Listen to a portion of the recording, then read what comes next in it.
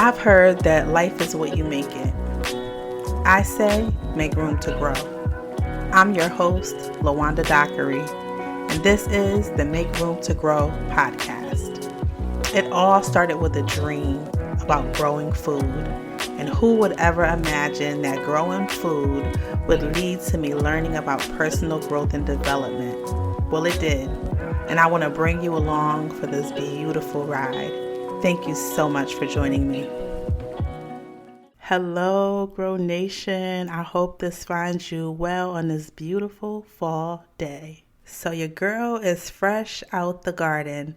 Well, fresh out the yard, because we know the gardening season for me has been over for quite a while.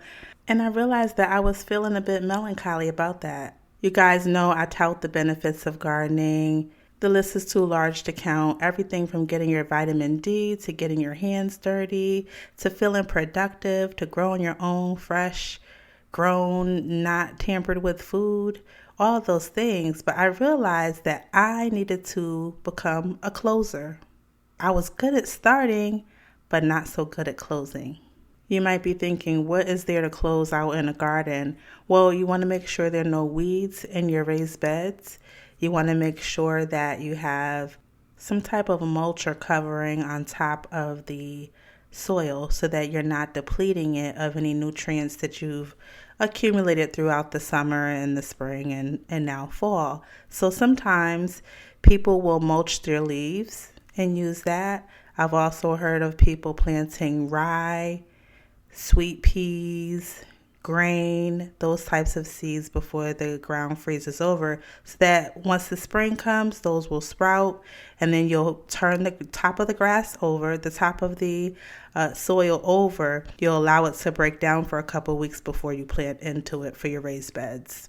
This will be my first year trying this, so I will be using leaves just to cover the top and surface of the soil on half of the raised bed. The other half of the raised beds, we actually still have strawberry leaves, so I'm going to leave that there for a cover. For my containers, I've emptied those out, discarded of about 10 to 12 plants today, put those in our compost pile, and then I will be covering up those containers so that, nothing gets into them and we don't have any contaminants on top of the soil, because I plan to reuse it. I'll mix it with fresh soil next year and nutrients before we get going for the spring. So that's it. I just had a quick confession. I am learning to become a closer. This is the makings of a closer. I'm learning that sometimes it's easier to start things and not finish them, so to leave them undone. I'm one that if there's a bottleneck or a hurdle, I may be less likely to execute or close, but I'm learning to go back, finish what I started, finish it well, finish it in excellence, and I just want to encourage you to do the same. I hope this moment of transparency helps you so that you too can become a closer as I'm working on it myself. So guys, until next time, I want you to be intentional about those areas in your life where you are going to make room to grow.